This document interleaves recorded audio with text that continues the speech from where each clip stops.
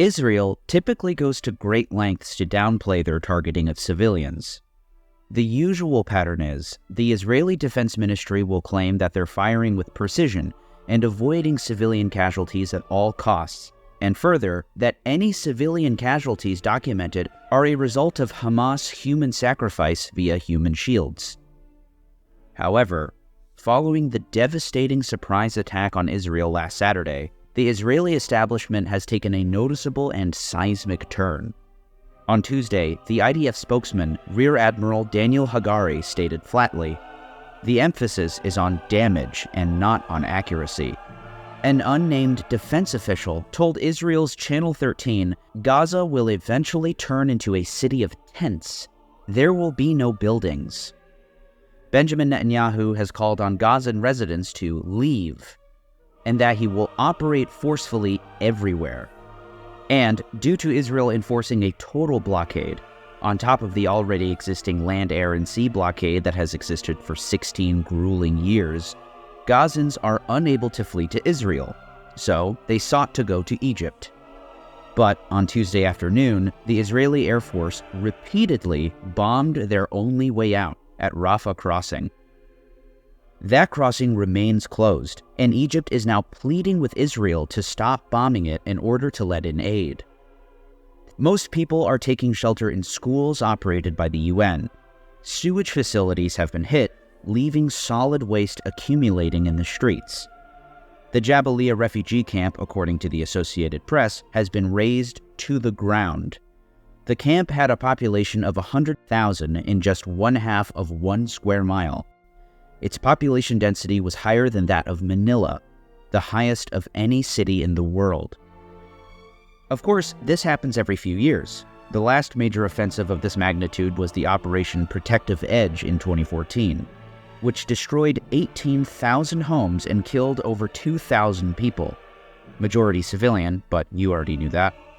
Today I wanted to not only comment on the current situation, I wanted to go over the strategy that Israel is pursuing. It is their usual one, the deliberate targeting of civilians.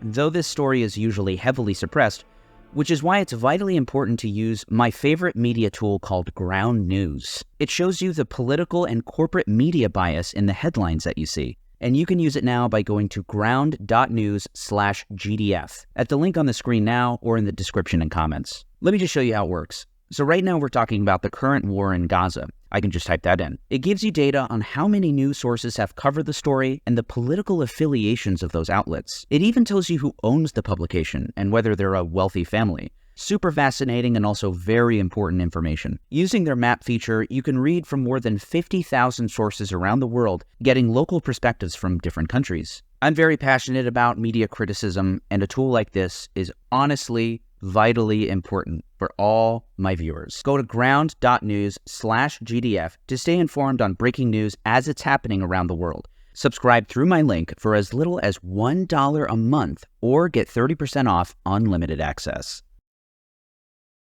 The story begins in 2006, when Israel and Lebanon were fighting a brutal conflict, which killed thousands, and ultimately ended in Israel's embarrassing defeat. Military affairs analyst Bill Arkin even called it a failure. Israel overestimated the purity of its intelligence and the efficacy of its strategy and technology, and underestimated Hezbollah's skill and resilience. The psychological effect that this loss had on the Israeli establishment was palpable. Since the earliest days of the Zionist project, Israel relied on what Zeev Jabotinsky referred to as the Iron Wall, or Israel's defense capacity. With a stunning defeat, Israel was no less than desperate. The time had come to find a different target. Tiny Gaza, poorly defended but proudly defiant, fitted the bill. Despite their defeat, Israel would take one important lesson away from its war with Lebanon: its complete obliteration of the Beirut suburb of Dahiya, and a new initiative led by former IDF Chief of Staff Gadi Eisenkot would bear its name. What happened in the Dahiya quarter of Beirut in 2006 will happen in every village from which Israel is fired on. This isn't a suggestion. This is a plan that has already been authorized. Israeli pundit Yaron London would write an op-ed gushing about the new strategy. And forgive me for the lengthy quote, but its candidness is frankly quite shocking. The Dahiya strategy is a term that will become entrenched in our security discourse. Dahiya is the Shiite quarter in Beirut that our pilots turned into rubble during the Lebanon War. In the next clash with Hezbollah, we won't bother to overtake fortified Hezbollah positions. Rather, we shall destroy Lebanon and won't be deterred by the protests of the world. Thus far, the Dahiya strategy was not adopted because Israel attempted to cling to the distinction between good Lebanese and bad Lebanese. This is both good and bad. It's bad because north of us, there is a state that is entirely malicious. It's good because there is no longer any need for complicated distinctions. Israeli strategists' new point of view is that Lebanon is an enemy. We have failed in our sophisticated attempts to distinguish between innocent individuals and sinning leaders. Without saying so explicitly, we reached the conclusion that nations are responsible for their leaders' acts. In practical terms, the Palestinians in Gaza are all Khalid Mashal. The Lebanese are all Nasrallah, and the Iranians are all Ahmadinejad. Too bad it did not take hold immediately after the disengagement from Gaza. We deluded ourselves into thinking that the people are not the same as their leaders, and that the people only care about making a living. Such explicit calls for genocide by a public figure are quite rare in the documentary record, especially ones written with so much clarification. In slightly but barely less explicit terms, retired Major General Giora Island would invoke Dahiya in his policy prescription for Israel in the event of another war with Lebanon. Serious damage to the Republic of Lebanon, the destruction of homes and infrastructure, and the suffering of hundreds of thousands of people are consequences that can influence Hezbollah's behavior more than anything else. Those of you who have seen my videos on the Korean War will be reminded of the American strategy over the course of that conflict. As the U.S. Air Force put it, the psychological impact of bringing the war to the people is a catalyst that destroys the morale and will to resist. The notorious General Curtis LeMay would lead the bombing campaign in Korea. He very well may have been an early pioneer of the Dahiya doctrine. There are no innocent civilians. It is their government, and you are fighting a people. You are not trying to fight an armed force anymore, so it doesn't bother me so much to be killing the so-called innocent bystanders. LeMay was only carrying on with his Second World War strategy, where he obliterated scores of Japanese cities and killed hundreds of thousands of people. At least he was self-aware. If we'd lost the war, we'd all have been prosecuted as war criminals. The first battle in which Israel debuted its Dahiya strategy was the 2008 invasion of Gaza, what the Israelis called Operation Cast Lead. Israel's interior minister recommended that the IDF should decide on a neighborhood in Gaza and level it. And in the words of Israel's deputy prime minister, it should be possible to destroy Gaza so that they will understand not to mess with us. It is a great opportunity to demolish thousands of houses of all the terrorists, so they will think twice before they launch rockets. They should be razed to the ground, so thousands of houses, tunnels, and industries will be demolished. Following the war, the United Nations released a report of their fact-finding mission on the Gaza conflict.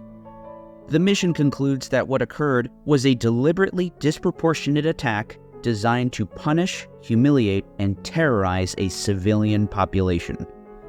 The destruction of food supply installations, water sanitation systems, concrete factories, and residential houses was the result of a deliberate and systematic policy to make the daily process of living and dignified living more difficult for the civilian population.